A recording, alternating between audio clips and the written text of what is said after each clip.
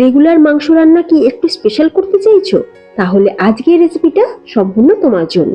Chicken কষাও নয় আবার ঝোলও নয়, প্রেসার কুকার ছাড়াই মাত্র 20 মিনিটে বানিয়ে দেখাবো এই চিকেন রেসিপি।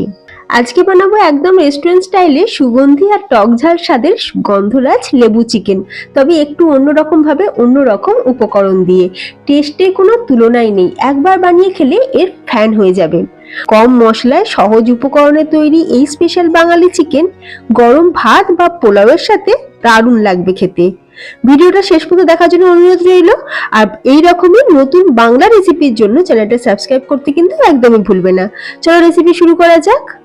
যেমনটা আমি ভিডিও শুরুতেই দেখালাম যে চিকেনের পিসগুলোর গায়েতে আমি একটু করে কাট লাগিয়ে দিয়েছি, বিশেষ করে লেগ পিসগুলোতে একটু করে কাট লাগিয়ে দিলে মশলাগুলো খুব ভালোভাবে চিকেনের মধ্যে ঢুকে যাবে।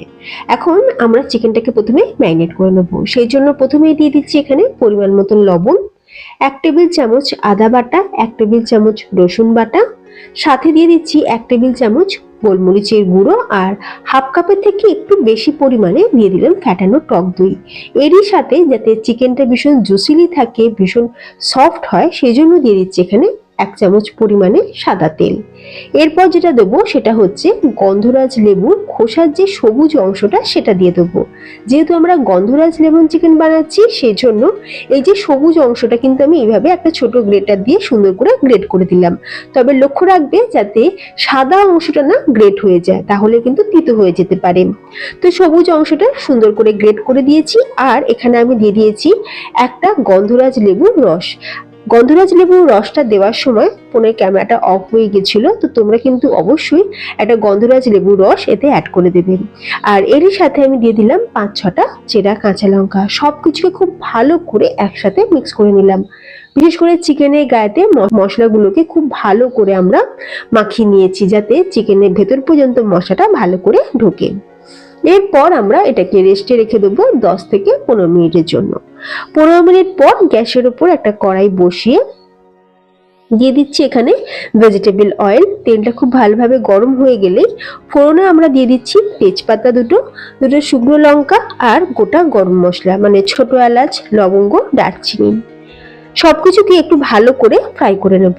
এই মশলাগুলো যখন ভাজার সুন্দর একটা গন্ধ ছাড়বে, দিয়ে দেবো এখানে 1 টেবিল চামচ কুচনো রসুন। রসুনের ফ্লেভারটা কিন্তু এই রেসিপিতে দারুণ লাগে। এরপর যখন রসুনটা একটু ভাজা ভাজা হয়ে যাবে, তখন এতে আমরা অ্যাড করে দিচ্ছি ম্যারিনেট করে রাখা চিকেন।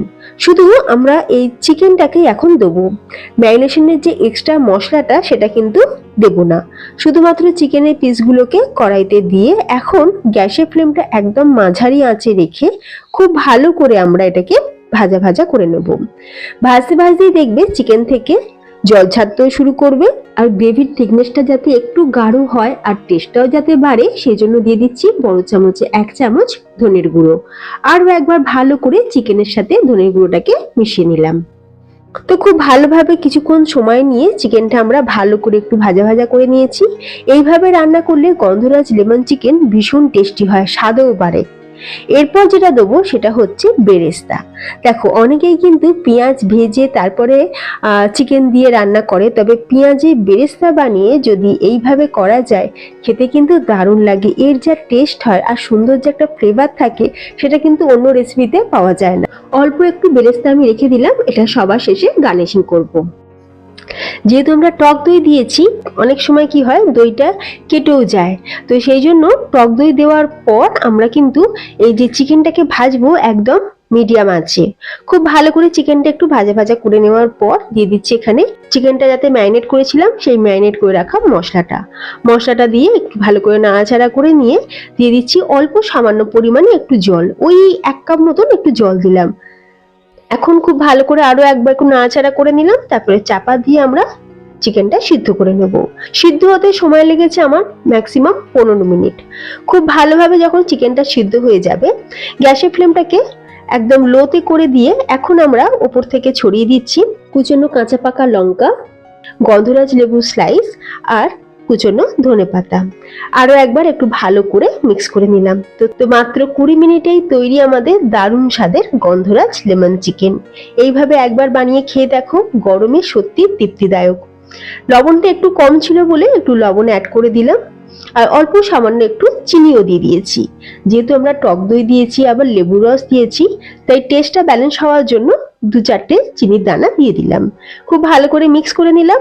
হ্যাঁ, এবার বলে রাখি, এই যে আমরা গন্ধরাজ লেবু স্লাইস দিয়েছি, তো তার ফলে কি হবে, বেশিক্ষণ কিন্তু আমরা ফোটাবো না, তাহলে তিতও হয়ে যেতে পারে। এবার চাপা দিয়ে আমরা গ্যাসের ফ্লেমটাকে অফ করে দিয়ে 2 মিনিট স্ট্যান্ডিং টাইমে রেখে দিয়েছিলাম। ফিরে আসছি 2 মিনিট পর। তো তৈরি আমাদের দারুণ স্বাদের সম্পূর্ণ অন্যরকম ভাবে বানানো কিন্তু টেস্টে অসাধারণ একটা চিকেন রেসিপি। মাত্র কয়েকটা উপকরণ দিয়ে খুব কম সময়ে কিন্তু তৈরি হয়ে যায়। হাতে সময় যদি কম থাকে অথচ টেস্টি কিছু খাওয়ার মন হয়, তাহলে গন্ধরাজ লেমন চিকেন এই গরমের জন্য একদম পারফেক্ট। ভিডিওটা শেষ পর্যন্ত দেখার জন্য তোমাদের সকলকে জানাই অসংখ্য ধন্যবাদ। আজকের এই সম্পূর্ণ অন্যরকম ভাবে বানানো গন্ধরাজ লেমন চিকেনের রেসিপিটি যদি তোমাদের ভালো লেগে থাকে, তাহলে আত্মীয় স্বজন বন্ধুদের মধ্যে শেয়ার করে দিতে পারো, যাতে তারাও এই গরমে খুব কম সময়ে কিচেনে কম সময় দাঁড়িয়ে তোমরা কিন্তু এই রেসিপিটা বানিয়ে নিতে পারো। তো ফ্রেন্ডস, এইরকমই নিত্য নতুন বাঙালি রেসিপি পাওয়ার জন্য চ্যানেলটি সাবস্ক্রাইব করতে ভুলো না। তাহলে আজকের মতন ভিডিওটা এখানেই শেষ করলাম। ধন্যবাদ।